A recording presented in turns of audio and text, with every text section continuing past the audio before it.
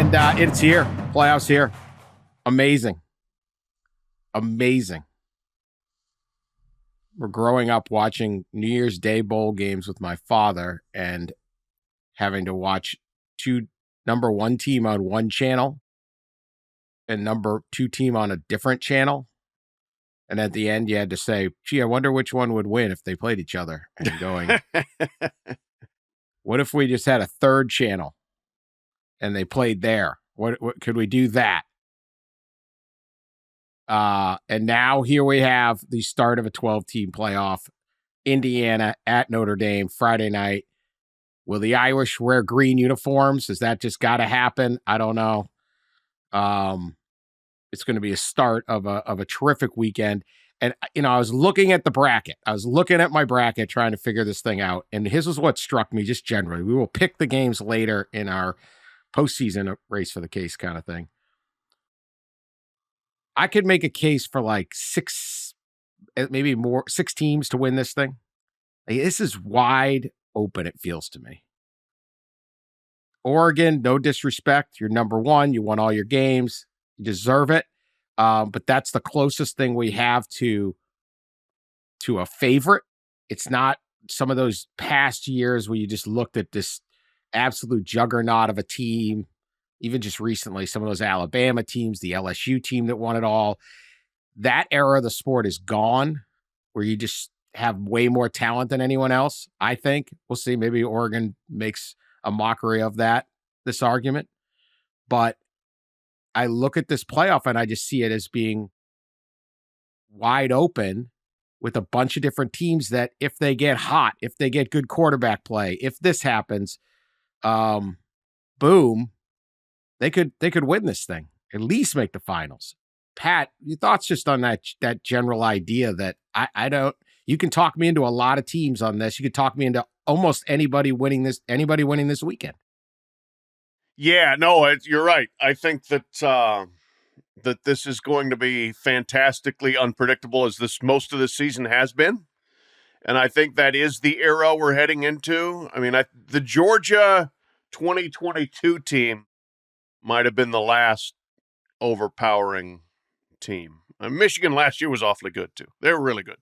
But I think that we're trending more and more toward not dynasties and a lot of competition to see who's the best. And I do remember, it's funny you mentioned that, and it's funny we were talking about Coach Dell and his Notre Dame past, but I remember very distinctly the 1973 season. It was really like the first one I locked in on. I'm 9 years old. And Notre Dame and Alabama are undefeated. And they're going to play each other in the Sugar Bowl, which was awesome, except Ohio State was also really good, and they were in the Rose Bowl. And the UPI had already crowned Alabama the national champion because they didn't do another poll after the bowl games. Like, what is that? And then Notre Dame wins on New Year's Eve, and it's like, oh, they're going to be national champion. But then Ohio State wins big in the Rose Bowl. It's like, no, they're going to be the champion. And then you got to wait for 2 days or whatever for the poll to come out and to have a bunch of sports writers say, well, we think Notre Dame's the champion. Thank God we're not doing that anymore. So that's Pat awesome. Storming around his dad's like wood-paneled TV room off the kitchen. Downstairs. Yes. Yeah, in the basement. Basement. Proper place. Yep, in the basement. That sounds great. Let's go back. Let's go back there. Let's go back to those days. There's people they'll tell you on social media. Just go back to the old ways. Okay. That's right. Oregon will be playing in the Rose Bowl, right, against I don't know who they had no Pac-12. No. So, maybe they play Arizona State or something. But yeah, those days sound a lot more we thought we had a lot of arguing now. I can't imagine. Can you imagine Twitter around, social media around during the days of the AP, IUPUI, who's the national champion, no playoff era. IUPUI is never awarded a national champion. Oh, yeah. I don't think. Yeah. Wait, what did you say? UPI. That's the UPI. Yes. It's early, Dan. United Press International. I think they were known for their war correspondence. And they're not They're Great not coverage. anymore, right? Didn't they change their name or something? IUP. IU Indy now. I feel like I'm going to mention getting some way type of a off birth course control here. device. I don't. I don't. The Oh my sponge, Dan? No, I don't know. This is an early morning taping, so Yeah. we get Yeah. what you get. But anyway, I got to get to South Bend. Yeah. Yeah, I mean, who knows? I can't wait. I think that there's a chance for. You said 6. I'd say probably at least 5 different teams that could probably win this. Maybe more. Maybe 6 or 7. It's going to be fantastic. Well, and the favorite, and we talked about this, the favorite arguably has the most difficult path of anybody in Oregon. Going to potentially rematch Ohio State or play Tennessee and then get the winner at Texas and Arizona State. And maybe play Texas and Dallas if they get that far. I mean, it's probably the most difficult path. So it is. It does feel more wide open. And I know we're going to talk about it later, but did an long interview with Dabo Sweeney about parity and how it's changed. Everything's changed, and everybody needs to have a little more patience because there's not going to be a lot of undefeated teams. We're going to beat each other up because this talent is more spread out, and that's just how it's going to be. Well, go right into that. That's fine. Yeah, you know, we don't have a lot of rules here. We could talk William Christopher any point. You did talk to him, and he was of course, he was young Boeheim, as I like to call him. Hated everything, complained about everything. He did. There's a story that Jack Swarbrick tells, the former Notre Dame athletic director, who kind of was one of the architects of the playoff format. And he was in charge of explaining the 12-team playoff format when they created it 3 years ago. He was in charge of going in front of the coaches in person and explaining it. And so a day before ACC Media Days in July of 2021, he got all the ACC coaches in a room, took about an hour, explained the whole thing, had the slideshows, here's how it works, and then stopped, looked around, and they all basically hated it. All the ACC coaches in the room hated it, and certainly a couple of them were more outspoken, Mac Brown and Dabo Sweeney. So I followed up with Dabo the last couple of weeks, kind of, hey, you hated this playoff, this expanded playoff. You're the beneficiary, the biggest beneficiary of it as a bid stealer. Without it, you don't get in. So do you still hate it? The answer, of course, yeah. He still does. Yeah, he doesn't like what it's done and turned college football into more of the NFL, where everybody is just focused on the playoff, Dan. And obviously, college football, as we've discussed plenty, is evolving more into NFL-like and professional-like. But certainly, he takes issue. He said, the old way made college football unique, and now, as he said, it's just like everything else. It's just like the pros, was his quote. It did make Young it unique. Boeheim, that's perfect. That is really perfect. Yeah, he did make it. It did make it unique. I'll give it that. I think his other part in there was, but he did note, as you said, the days when he was just going to be loaded up, and you'd look and go, okay, there's like 2 to 3 superpower teams that are basically undefeated. Let's play them out. Are kind of over, and they're not coming back, and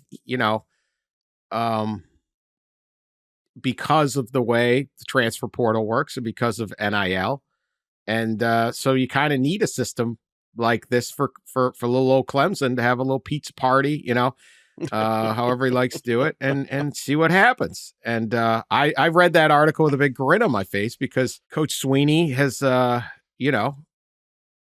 we were at, I love the guy, but we were at odds on most of our opinions, and now he's coming around to mine like he should have, a long time ago. But it's a big tent over here. It's a big tent. Welcome. I mean, now they've got a transfer from SEMO. There's no stopping them. Oh, yes. Yeah. Right? First non-quarterback transfer in the portal era. Yeah. Is that where he's from? Southeast Missouri State. Yeah. There you go. Yeah, those guys can play, though. You don't know. I know. I'm not saying he can't play. Yeah. I'm not. Yeah. But, I think that was his part. And he was really talking about the quarterbacks, right? You can't stack quarterbacks. Yeah. Yeah. Well, yeah. He asked what's the most important, position in football, quarterback. Everybody has the ability to go get a quarterback, he said. These kids don't sit anymore. I'm reading his quote now, or the kids played really well, and so they've got an opportunity to move somewhere else, and financially it's a no-brainer. You can go from having an inexperienced quarterback to having a great one in a heartbeat, and that's a game changer. And I think, there's a lot of programs in the playoff that you could point to for that. I mean, 5 of the 12 playoff teams start a first-year starting quarterback, right, including the number 1 seed, Oregon, Arizona State, Ohio State, Indiana, and of course Notre Dame with Riley Leonard. But SMU doesn't. But SMU is probably the greatest example, Dan, of the parity that Dabo and others have talked about of the talent spreading out. They've got they start, I don't know, about a third or so, maybe more of their starters are transfers, and many of them played a backup role or didn't play at all at some of these schools like Miami and Georgia and Arkansas, and now they're starters at SMU and excelling, including basically the entire defensive line, the starting running back, tight end, when you look around. And so they're kind of the shining example. I thought Rhett Lashley, and he often does, has great quotes. And one of the things he said is, these weren't guys that those schools wanted to lose, but those schools, didn't want them to leave, but they had a chance to make an impact elsewhere. They transfer so they can play, and it spreads the talent out. And we're really seeing that. And Sweeney chimed in about that. He said when Rhett Lashley got there, they didn't have the personnel like they have now. And he's not going to have time to go in high school recruiting and build it, or you get fired, right? And so now you got the ability, as Dabo said, to go get dudes in the portal. Well, they did get dudes. It's interesting you would just mention SMU there because I was down there in August and talking to him, and I said, what was the biggest thing you did to get ready to move into the ACC? He said, we bulked up on the line. We got better on the lines. He said, that was what we identified as something we needed. And they did it, and everybody, who won the portal? Who won the portal? And it's like, well, Cam Ward went here, and he was great in the first game and that sort of thing. And let's get long haul. SMU did very, very well in the portal in terms of being ready to play this season. So, yeah, I mean, there's, so many dynamics in play here as far as how these teams got here. I got a question for you guys. Playoff related question. What else is happening this week at Penn State, Notre Dame, Indiana, and SMU? Oh, graduation. Well, yeah, that. Basketball games? Okay. Oh. No, they're definitely not having basketball games. I don't know. Because it's finals week. Oh, remember finals? Remember final exams? Remember those? No. Dan drank through finals. He didn't attend. I've had to become a sports writer. What do you think? No, this is the first time that we have had playoff football conflict or interrupt finals week. And it's been interesting, some of the dynamics there. I talked to the faculty athletic reps at 3 of those 4 schools this week for a story coming out today. And, they're not like, oh, this is terrible having playoff football. No, they're all like, this is really cool that we're having playoff football. But it makes their jobs harder. It makes the academic support staff's jobs harder, trying to figure out how to keep their players eligible and also get them prepared for the biggest game of their lives, basically. And Notre Dame playing on a Friday, they had to move 140 final exams that were scheduled for Friday. They said there's no way we are having finals and a playoff game on campus at the same time. We are not doing that. So they moved 140 of them to Thursday. They backed some all the way up to Saturday last week. And they're hoping it goes okay. Penn State, they were going to have some players miss walkthrough Friday because they're taking final exams that couldn't be moved. They got some players that are giving presentations and speeches that are going to miss practice. That's probably already happened. That was like Tuesday or Wednesday. So just an interesting, one more added dynamic to the calendar that college football has kind of steadily taken over in December. Yes, finals. Yes. And it is a big deal because most of these kids do not go pro. They go pro in something other than football. Something else. I once heard. Yeah. Problem with that is they've through the years, like conditioned the public to be like, oh, they just take their classes online and nobody really, they're a hard go, but it is true. Many places, not Notre Dame. Not Notre Dame. Mm-mm. On the flip at Notre Dame, I heard this the other day from someone I know whose child's going to Notre Dame or going to one of the other schools in that area, St. Mary's, but they have their finals end on Friday and then like Friday afternoon, and then there's the football game on Friday night, which as a student is pretty damn cool. Yeah. Because finals Well, suck. if you're a student at St. Mary's. Yeah. Yeah. Or Notre Dame. Nothing on Well, Notre Dame? All No, finals Notre are Dame, off? All finals are off of Friday. Okay, all right. Thursday morning. Nothing even Thursday afternoon. Okay, well, you got like 36 hours to get loaded. Well, Before the, I mean, I either guarantee. way, like this beaming light, because you just want to be like done with finals. And it's like, This is going to be pretty crazy tonight then at South Bend. Huh? I'm going to have to go. Okay. Drop by what is the it, linebacker tonight. Yeah, Yes. linebacker. here comes yeah. Ross. Bring Dad to the linebacker. Matthew McConaughey and Coach my Dell God. in that I'm car. bringing Coach. I'm bringing Coach Dell up in the linebacker post exams in pre-playoff game. Oh, Yeah. Lord. Wow. Oh, Lord. I get older, but they stay the same age. Yeah.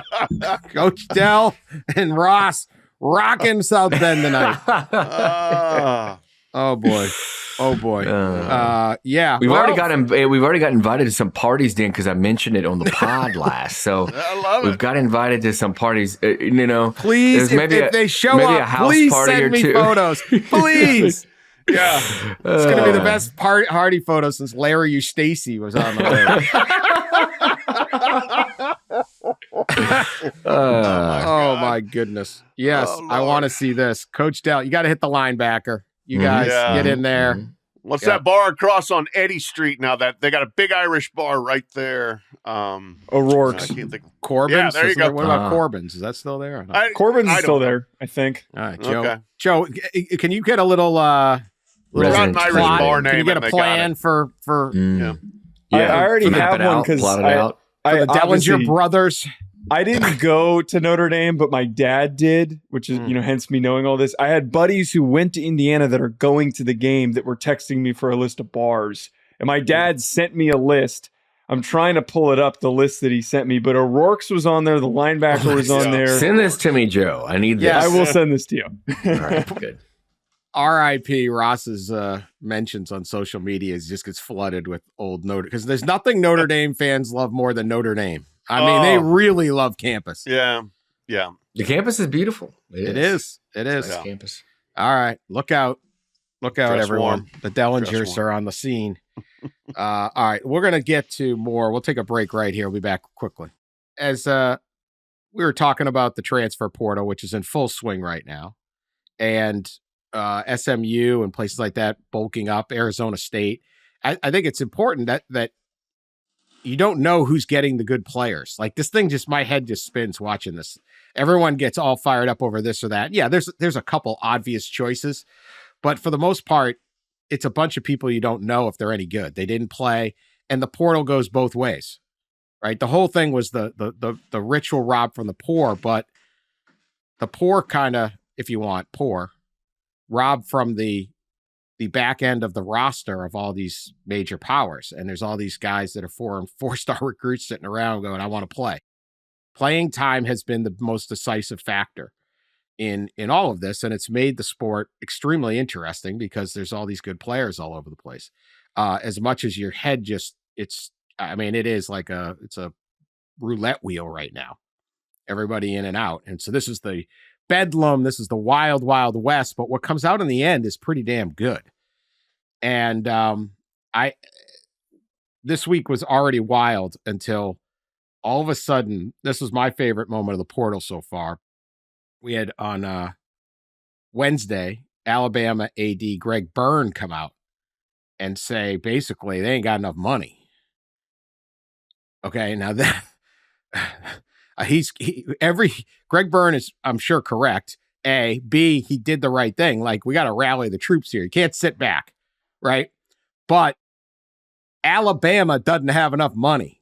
Okay, like that alone is like hysterical in the history of this sport. His quote, though, although we have been competitive from an NIL standpoint, our competition has us in their sights and are actively trying to surge ahead with NIL. You have heard examples of other teams using promises of $1 million paydays to lure away our players and convince them not to come to Alabama. It's time for Bama Nation to fight back. Later, he says, we are the standard, and that measurement is against the mirror and against a rich and proud history, but it's impossible to ignore what is taking place in college athletics. Hungry fan bases are acting decisively to give their respective programs competitive advantages. We must respond. We are Alabama. Again, like a Winston Churchill. This is like the second time we'll fight them on the beaches. We'll fight them on the cliffs. We'll fight. That would probably on someone's final. If anyone's got finals this week, there you go. Yes. Alabama with this call. So clearly, there's shots fired. We need cash. Like we don't have as many rich boosters. This is always going to be the problem with some of these schools because it's like you had everyone thought Alabama's going to get all the players. Alabama is going to get all the players. This is the most repeated line when this started. Alabama's going, we ain't getting the players. They're taking ours. And even Dabo's saying it. But later that night, old Lane Kiffin over there at Ole Miss, 8:20 p.m., tweets out a link to the story that includes Bama saying other schools are more organized and have got more money and are luring players away with $1 million offers. And within 5 minutes, and officially 15 minutes, Caleb Odom, a former 5-star recruit wide receiver at Alabama, tweets out that he is committing to Ole Miss. Lane Kiffin trolls the Alabama fan base by saying your AD. Here's a link to a story saying you guys ain't got enough money, and some nefarious group out there, other school, is offering $1 million to steal our players. 5 minutes before one of those players goes to him. Oh, Lane. Now, others, immediately people are like, this is what's wrong. Alabama fans are outraged because this isn't working like they used to when they just got all the players. If you know anything about the history of SEC recruiting, this is hysterical. Alabama has pillaged the state of Mississippi for players for like 70 freaking years. Yes. Finally, Miss gets it back. The tables have turned. It's not bad. It's different. Yeah. It's not Alabama's birthright to get all the recruits and keep all the recruits and win all the games. Ole Miss can do it too. Ole Miss doesn't have to apologize. Ole Miss doesn't have to sit there and say, well, sorry, maybe we should do. And I'm not saying Greg Byrne was saying to do that, but a lot of people are like, we got to reform the system. Why? The system worked for one school. Now it's working for another school. Talent spreading out. There we go. Caleb Odom's going to play football. What do I care? Yeah, it's not your birthright to win the games because you used to win the games. And that's what Greg Byrne is basically saying, by the way. Yeah. We can't rest on our laurels. Being Alabama doesn't matter as much anymore. Well, that's what he's doing. And that's, I mean, Greg has consistently said our fan base is really not ready for the NIL era. And I think this is the latest, most obvious example that he feels like he needs to get them going here. And now whether that's true or not, I don't know. I mean, it sure seems like Bryce Young did awfully well. And some other players did awfully well in terms of what they were compensated with from an NIL standpoint. But yeah, let me pull out my violin and play a sad song here for poor old Alabama, not getting all their players. Hell, they lost defensive linemen to Colorado. You know, you want to talk about the non-rich getting rich. I mean, how about the fact that Duke football had Malik Murphy, had a great season, lost Malik Murphy, and then got Darian Mensah, maybe the top quarterback in the portal. I mean, times have changed. And so, yes, if Alabama needs to get on their horse a little bit and catch up poor old Bama, it's a pretty hilarious turn of events, I have to say. Absolutely no one in college football feels badly for Alabama. Guys, remember a couple years ago when the outburst with Nick Saban and Jimbo Fisher over NIL? And, you know, I think Greg Byrne's concerns are real. I don't think he's bluffing. And I think it's part of what we saw a couple years ago with Nick Saban's outburst is Alabama, when it comes to the fundraising for this issue for its roster, was behind certainly some others. And I think that's why you looked at what Nick Saban did a couple years ago with Jimbo Fisher about NIL that I know talked about a lot in the past. There's certain schools where either a couple things are going on. Either they're having a hard time getting their donors to do this, just in general, right? I'm going to give to a player who might not be there next year or whatever, you know, and like there's that issue.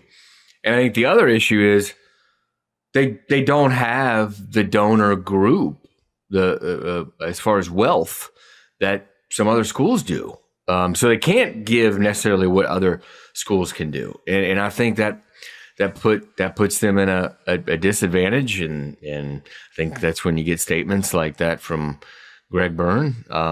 But as we discussed earlier, right, all this is doing is, you know, spreading out the talent a little more and creating more of the parity. And, you know, it's something ACC Commissioner Jim Phillips said to me maybe about a month ago. He was kind of on the soapbox about SMU specifically, and you know he thought the selection committee was looking too much at the logos and the colors, and when they ranked teams, and SMU was getting undervalued because of its logo and its colors and all that and its history, all that stuff. And he said we can't look at that anymore because it's all changing and evolving in this world. I mean, I don't know that North Carolina called up Rhett Lashley, but like I know that back, 5 years ago, the SMU coach probably would have immediately leaped to a North Carolina type job. Now, not so much, right? They have a lot of money there. They're now in the Power League. I mean, just things have changed, and we're seeing it actively evolve and change in front of our eyes. And I think, yeah, go ahead, Rob. Go ahead, Pep. Well, one of the things I was going to follow up on there is like, I think, and from what I've heard and seen, I mean, I've not completely immersed myself in the NIL world, probably not as much as Ross has, but it's good to have a lot of donors, but it's really good to have a massive donor, a single dude like the SMU guy that said, I got 200 million here. Let's go join a conference. And like a Les Wexner at Ohio State that is funding a whole lot of that $20 million roster, and a Phil Knight at Oregon. Larry and Ellison's maybe fourth wife. Haslam. Larry Ellison's fourth Larry wife. Ellison. Haslam at Tennessee. You got a couple of them at Miami as well. Yeah. So, maybe Alabama has a lot of, doctors and lawyers and people like that who are, wealthy donors, but they don't have a massive rainmaker, or at least they haven't been able to shake loose the wallet of a massive rainmaker. Well, I think they made it, even if they do, or they have a lot. I mean, the problem with relying on one donor is he gets bored. Okay. Right. And so, I mean, like, we hope the Ellisons have a long and productive marriage, but as track records go, maybe Michigan doesn't want to completely rely on this situation. But White 5 might be an Ohio State fan. You never know. Buckeye. This guy don't care, right? You got to be careful there. So you want, but here's the thing, because you would say, all right, Alabama's got. Why does SMU got to? Why is Lashley got to jump to the ACC? They got more money, or Alabama, they got more money. Coach Prime's in Colorado. They don't have any money. They're not a big time program. Well, who says they don't have any money? If you activate it. Consider Colorado just landed. They're doing very well in the portal, as you'd expect, just at the quarterback position, right? They got Juju Lewis, who was from Georgia, could have gone to Georgia, was committed to USC. He ends up coming to Colorado. I'm sure there is a deal in place. If there isn't, then Juju should go get one. Okay. they just picked up out of the transfer portal Caden Salter, who is not going to be your highest rated guy because he struggled a little bit at Liberty this year, but last year was excellent at Liberty. Yeah. And they're bringing him in as basically your 1 year while Juju gets right. Now it's not all on Juju Lewis. And I guarantee you many teams would have liked to have had Caden Salter. Many teams. And you say, well, Colorado, they don't have tradition. Well, who's to say that their alumni base doesn't have more money than Alabama? I don't know that. Is there a stat on that? Can we get an on-3 graphic for that one? What's the rivals rankings on, right? Are you talking about Duke? Well, Duke's got money. They got a ton of they're a smaller school, but everything changes because, and I just, this is what I've been arguing all the time. I didn't understand why these schools would look and go, we can never win if we have NIL. No, this is how you finally close the gap because your dollar is active, not passive. I agree that SMU and Colorado were 30 years of construction and brand building and tradition building behind Alabama. But if it's going to come down to where money is a factor, like any startup, like any up-and-coming company tries to beat whatever, why go work for Amazon or General Motors or what, whatever, Procter and Gamble, some huge corporation. I'll give you a stock option and you can come work for this little startup and work out of my garage in San Mateo, right? And you go, I'm going to take that shot because of money. If that's what levels the playing field, that's the easiest thing to make up is money. Somebody's got money everywhere. And so, right, Boise State was able to keep their player because they have enough money. Boise State has actually got right, Ashton Jeanty stays. Boise's a growing community. The city's booming. They've got Fortune 500 companies there. They have a donor base, and maybe you can sit there and say, hey, we're not so far behind some other school just because 50 years ago we were a junior college, or we have blue turf, or our stadium is at 110,000. And we weren't in the 1973 Sugar Bowl. It doesn't matter as much anymore. This is what's leveling the playing field. So there is wailing and crying, and that's not what Greg Byrne is saying. Greg Byrne's doing his job and probably doing it quite well, a rallying call. But there's all this gnashing of teeth, and it's like, dude, if you're not one of, I could see Alabama going, we don't like this. Let's go back to the old rules, which isn't quite what they're saying. But everyone else should be like, this is great. We got a chance. Yeah, well, and what we're seeing too is the programs that either have been unsuccessful for a while, maybe traditional programs or maybe non-traditional that just they're not the blue bloods, right? Rally their donors in a way of, this is our, like Dan is saying, this is our time. And Boise's a good example. They announced like a couple months ago, Boise, either a $10 or $20 million gift for football. Basically, it funds the roster for a couple years, there. So it's a lot of these programs that see that they don't have the history of the 50, 70 year branding history and logo and all that stuff. And they want to get there by NIL, and they can do that, and you're seeing them rally. But the ones on top, Dan, like the Alabamas, right? Maybe it's a little more difficult to get their base to rally. We've been on top. We're on top. Maybe it's a little more difficult to rally and fundraise there as opposed to a place like a Miami that hasn't been on top, maybe 25 years ago, but that is trying to get back, or even Nebraska, or at a much lower level, the SMU, Boise States that we're seeing come up with money to get there, to compete. Yeah, I don't think there's any doubt that hunger has to play a big part in this. Booster hunger, fan hunger. Let's look at Tennessee, look at Miami, look at Texas A&M. While they didn't, fully get there this year, they made some real strides. They were in the playoff hunt till late in the season. And I think that you tap into that. I mean, SMU did have glory days, and people remember those if you were an SMU fan. From the early 80s when they were a top 5 program. And it's like, okay, they literally were put to death And now they've found a way to come back. There's hunger there. And the other thing that helps spur that hunger, TCU played in the national championship game. Yeah, it's all there. All right, so that gets us to the Diego Pavia temporary injunction.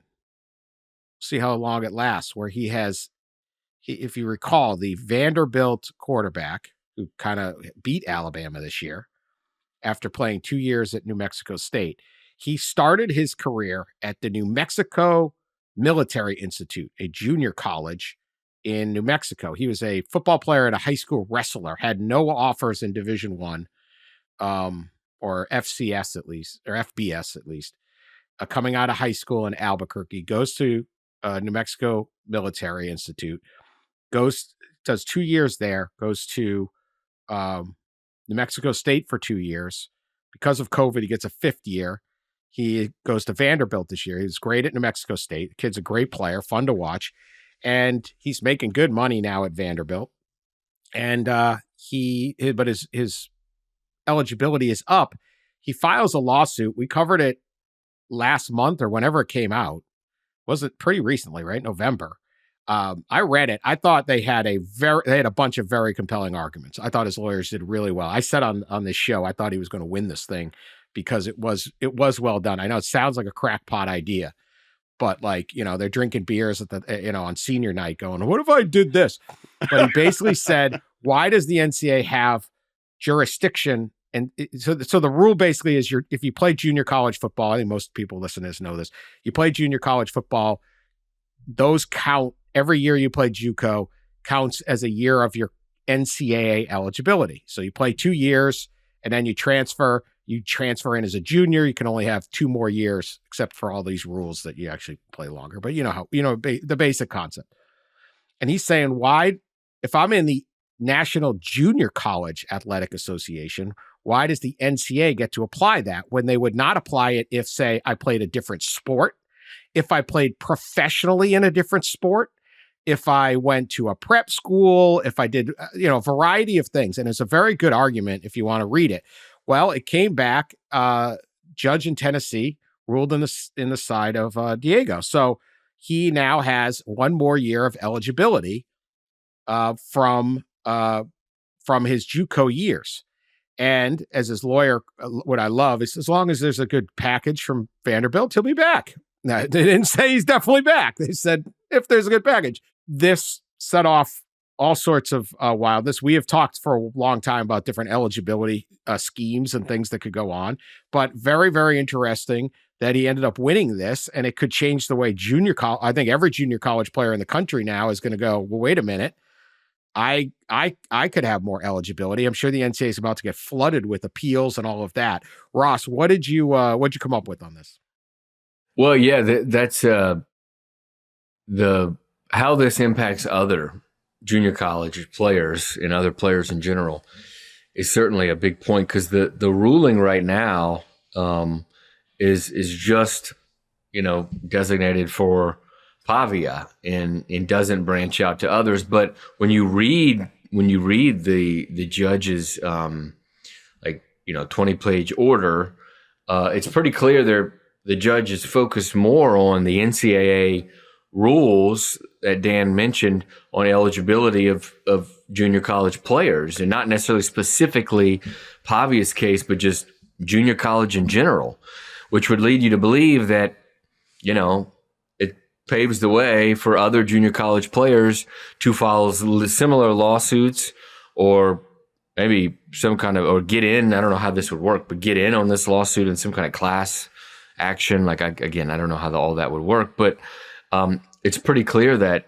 this opens the door for others. And, this is, Dan, this is the third, I would say, major lawsuit in the last year against NCAA rules that have basically enjoined or prohibited the NCAA from enforcing one of its rules. And about a year ago, we had the transfer rule where a player, I think it was a basketball player, right, in West Virginia, brought the second time. If you transfer for a second time, you had to originally sit out a year, and he brought that case, and the judge ruled that the NCAA could not enforce its transfer rule, opening up the transfer market a little more. And then a few months later, a judge in Tennessee ruled that the NCAA could not enforce its NIL guardrails or interim policy around negotiations with boosters. So that opened that up, and now here we are. The courts are now, prohibiting the NCAA from, at least in one case, enforcing its eligibility rules. So now with those first two cases, Dan, the NCAA's response was, okay, this applies to everybody now, right? Like they changed the transfer rules, basically applying it to everybody, and they changed the NIL. Well, they didn't change the NIL rules; they just stopped enforcing the NIL rules after the court case. So their response to this one so far isn't similarly to those two. It's not, okay, everybody, all JUCO players are eligible. They just released a statement. And specifically, from talking to folks at the NCAA, they are saying this rule for now just applies to Pavia. So this will be something to watch, certainly moving forward, because as an administrator said in the story I wrote yesterday about this, an athletic administrator said, well, all of our junior college guys have quite a good argument now to be able to keep playing. Yeah, this it's funny. I mean, the NCAA is a very long losing streak going in court, but the judges in Tennessee have really taken them to the woodshed in 2024. Yeah. Holy moly. And I certainly think this will spur on a bunch of activity on behalf of junior college players. And Dan was right. You called this at the time, and I do think it's a difficult position for the NCAA to fight from when you do have instances of, especially I think of the prep schools, of guys that get through high school and then do that fifth year at some prep school and it doesn't count against their eligibility. And so why should New Mexico Military Institute count in the case of Diego Pavia? I'm not, somebody who would be crazy about the seeing that college just become a proliferation of 25, 26-year-old players playing against 18-year-olds. I get the COVID extra year, very good, but we're about rinsed that out, and I think this is probably a system that's best suited to players of similar age playing against each other. But in this case, I think there's a lot of junior college people that are going to have an argument. Yeah, I don't think this is this particular is that big of a deal. There are going to be some kids, certainly. I don't necessarily.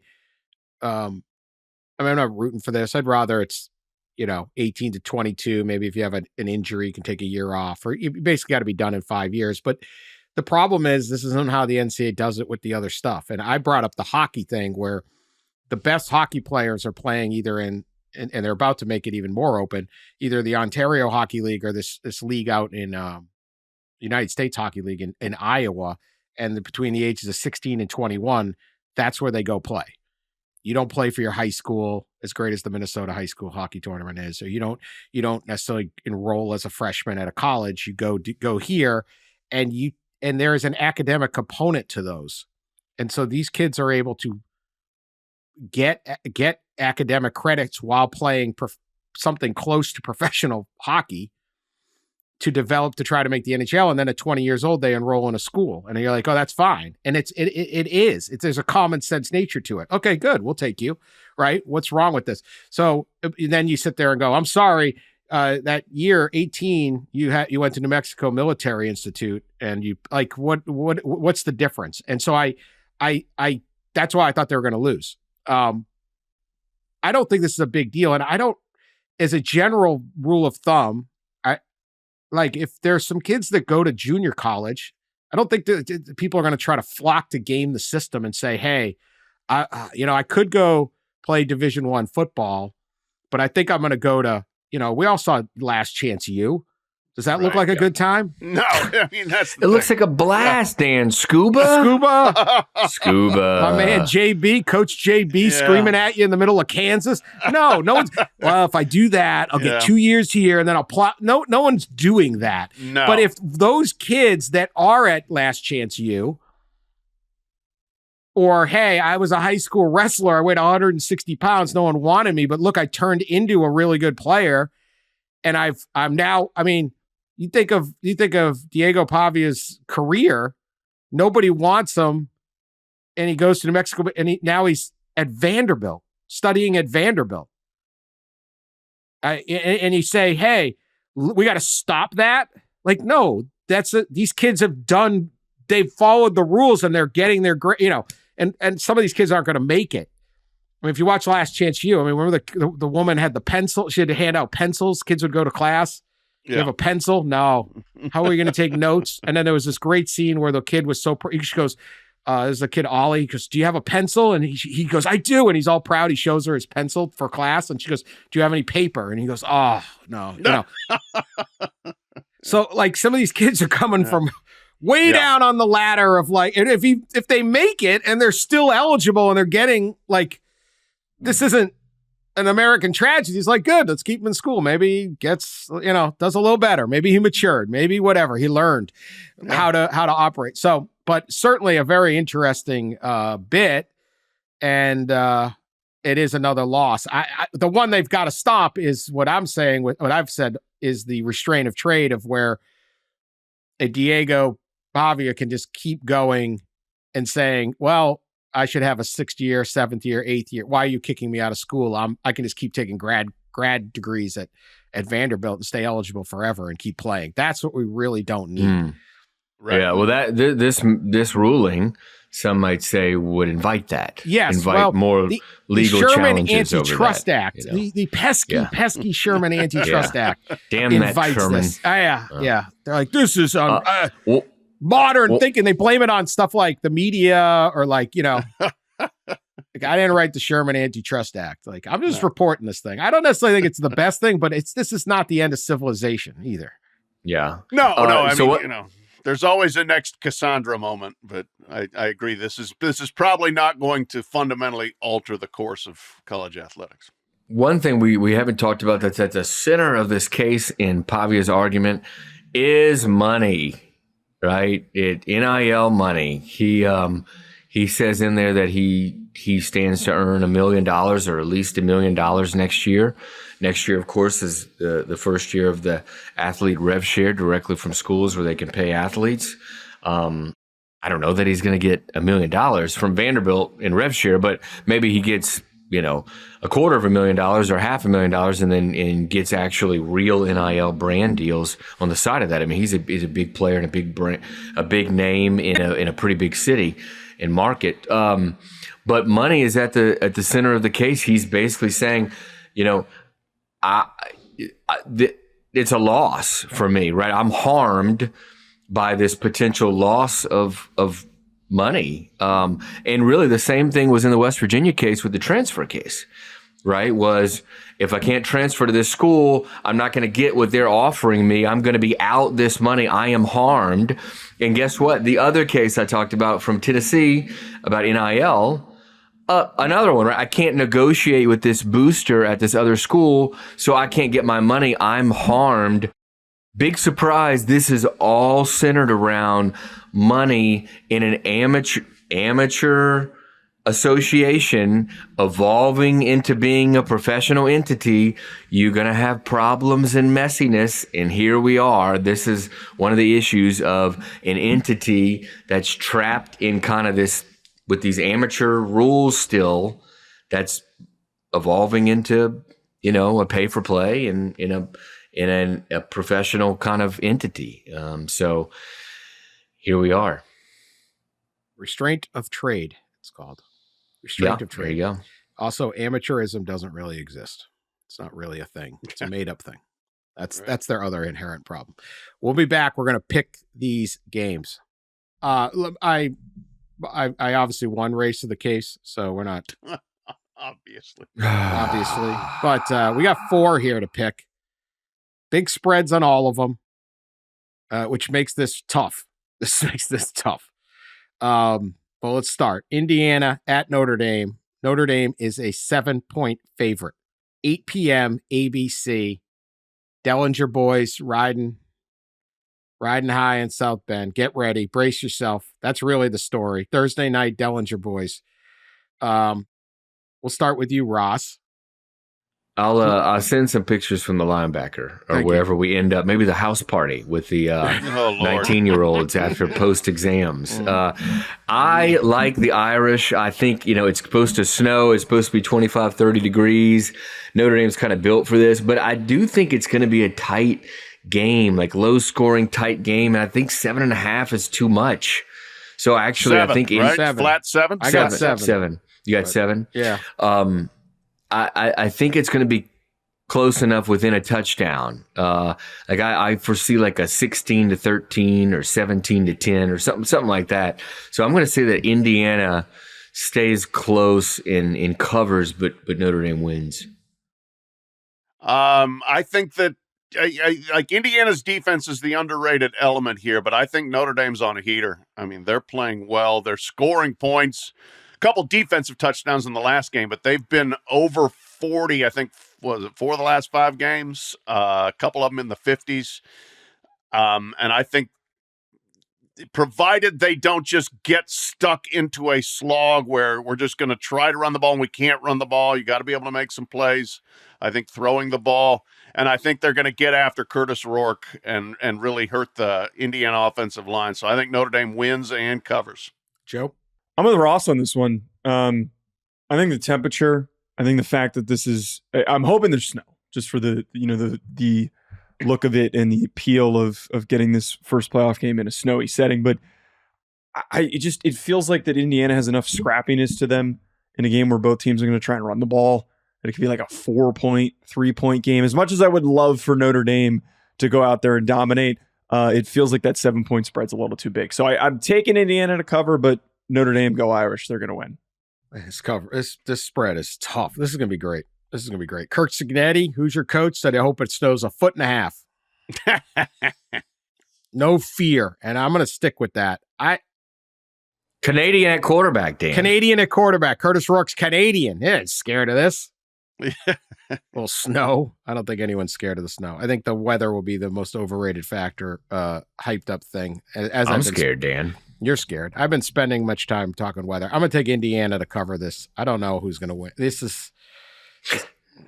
don't know. I'll take Giving Indiana. me lone Irish? I'll take it. Yeah, you can have it. I think they cover. I think they're scrappy. We'll see. I think there was some self-inflicted wounds against Ohio State that I think they will avoid this time. But it's hard because neither team's really played a great opponent in a long time or beaten a great opponent. So tough. This is why this playoff is so crazy because we'll get to the next game. Texas still doesn't have a ranked win. And Clemson has won against SMU in the last game. This is the playoffs. Clemson at Texas, little Clemson visiting Austin.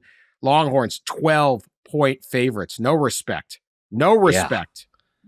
4 p.m. on TNT. Because we got some NFL matchups going on, but we can talk about the TV ratings some other time. I don't care. You'll be able to watch. It's on TNT. Pat?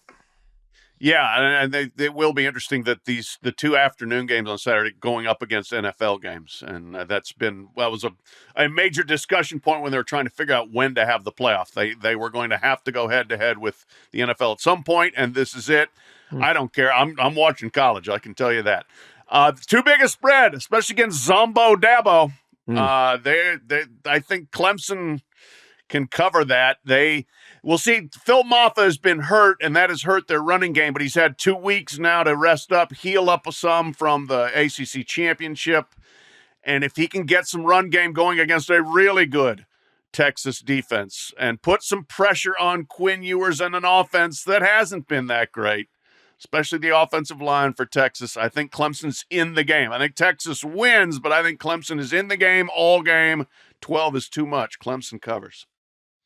Way too much. Yeah, way too much. As Dan said earlier, have not seen Texas beat a currently ranked team. There's all this stuff swirling around about Quinn. It just would not shock me if Clemson went in there and won the game. So I certainly think they'll cover the 12.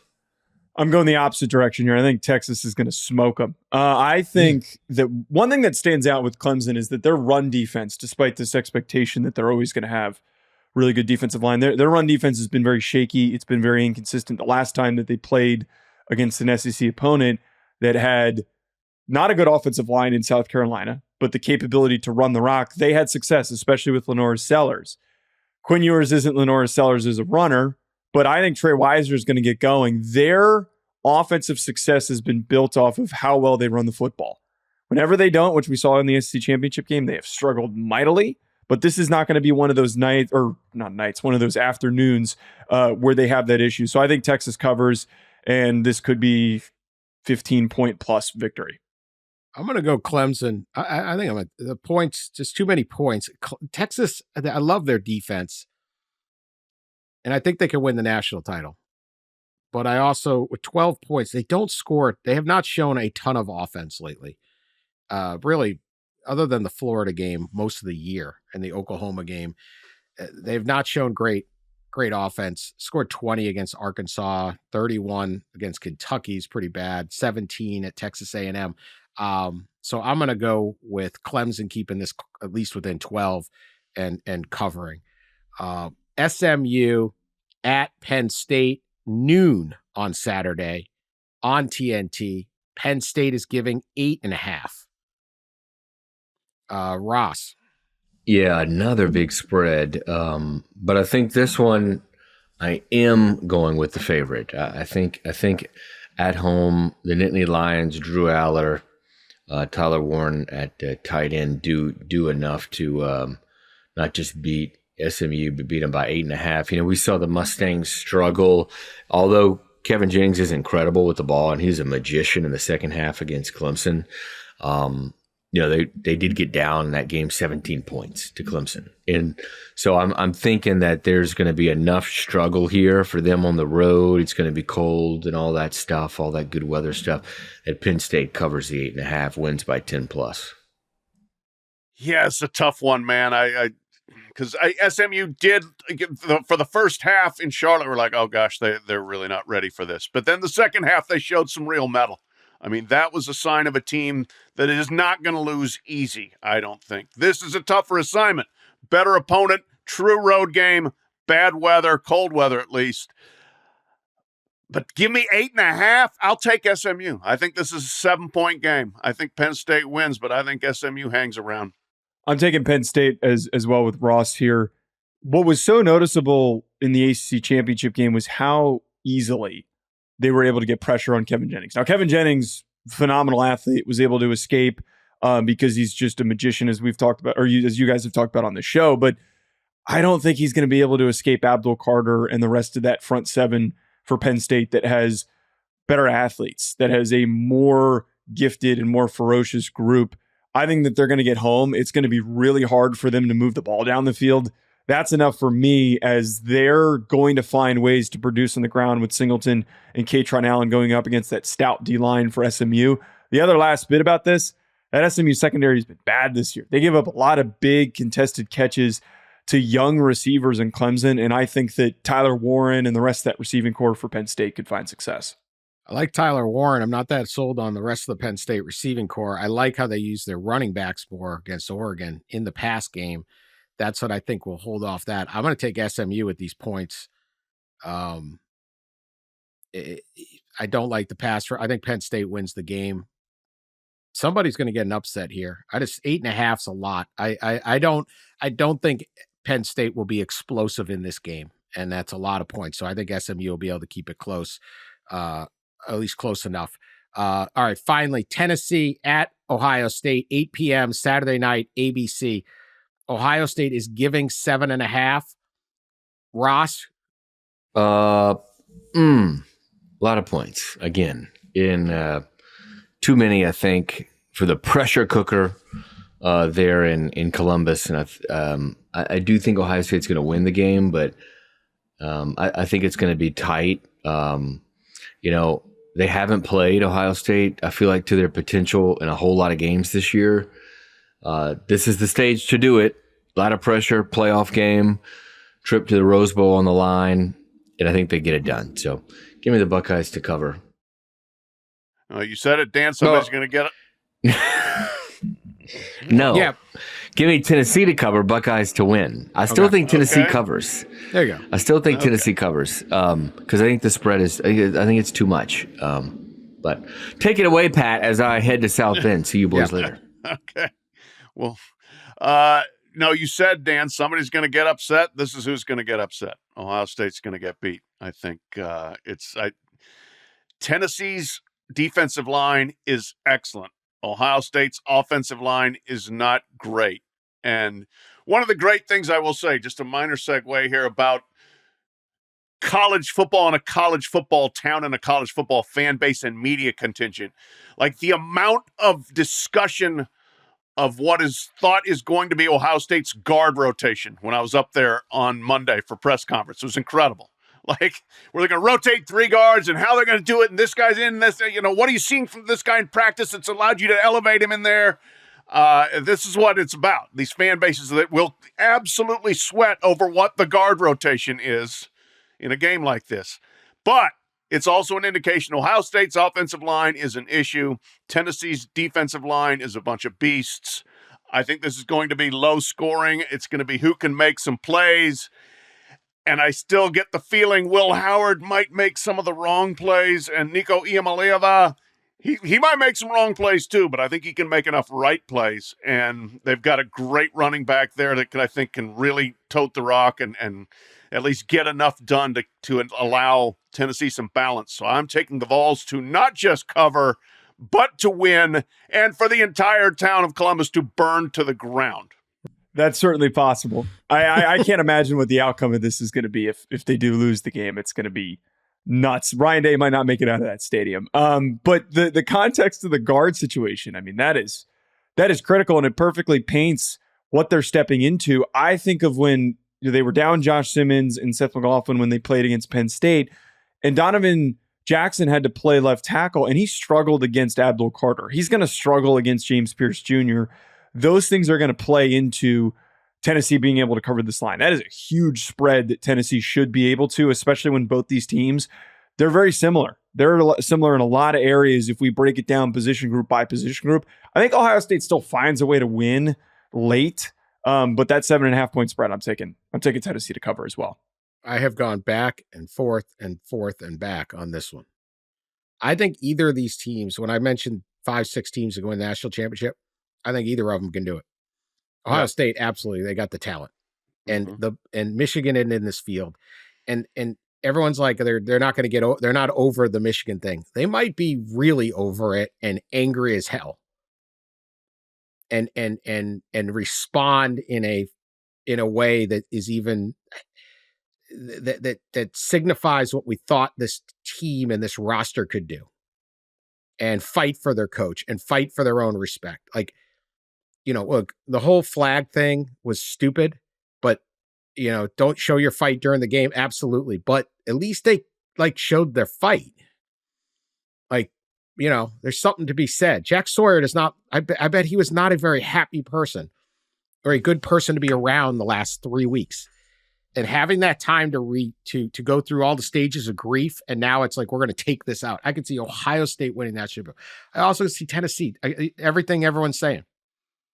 That defensive line is tremendous. Sampson's a great running back. If Nico gets hot, they can win the national. He is so talented. And what did 3 weeks of practice do? They would always talk about bowl practice back in the day. Yeah. These are young players. This is a kid with so much ability, and you see it. And then he'll make some mistakes, and he's a young quarterback. But what if he's not a young quarterback on Saturday because he's had that time and that time to exhale and go in? The crowd is not going to be intimidating to them. There's going to be a whole bunch of orange, but they've played in these environments. I can see them going in and winning this game, and I could see them going on and winning the national championship. So what do you do with this? You make a pick. What do you got? Too many points. So I'm going to take Tennessee. I'm picking points on all 4 games. If you want a cheap teaser, try that would be my teaser parlay. That would be my thing. I think Vegas is overestimating. I get one of these is going to be a blowout, maybe 2. Everyone will claim, see, there's too many teams in the playoff. This sucks. Can't wait for the playoff sucks as we're all enjoying it. There's also going to be an upset. But I will take Tennessee with all those points. But either one, I'm looking at this thing and one of these two coming out of here like a rocket and Oregon sitting back. Yeah, they got a bye, but like this is why it's so hard for Oregon. So I love this game. I love both these teams.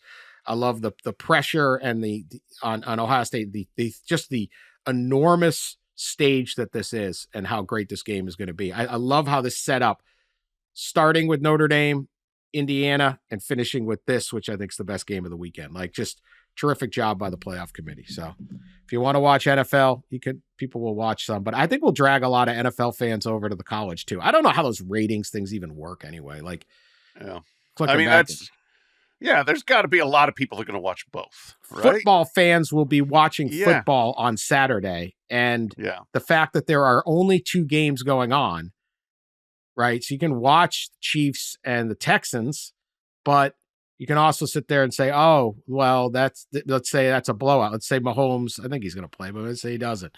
Or let's say there's whatever. It's a break in the action. You go over and check out the college game. I don't necessarily think it's a bad thing. I think it's a chance. Your quote ratings may not be as high, but I think you're exposing college football to more professional football fans because there's only 2 games on. Like, how many people really just lock in? Yeah. If you're a Chiefs fan, yes. If you're a Texans fan, you're locked in on that game. But everybody else, are you that excited to watch this? I mean, it's a good game. The NFL, they know what they're doing. They put, Baltimore. Was it Baltimore, Pittsburgh? Is it Baltimore? Somebody, whatever. They put some good teams on there because they want to protect their little Saturday. But I think college football will benefit from this thing, actually. So that's our show. I can't believe this thing's here. Hallelujah. Let's play the playoff. Let's play. All right. We'll be back on Sunday to overreact to it all. Guarantee you that. And we appreciate everyone listening, supporting us across the year, continuing, telling your friends about us. Thank you very, very much for all of that. You make this a lot of fun for us. We will talk to you later.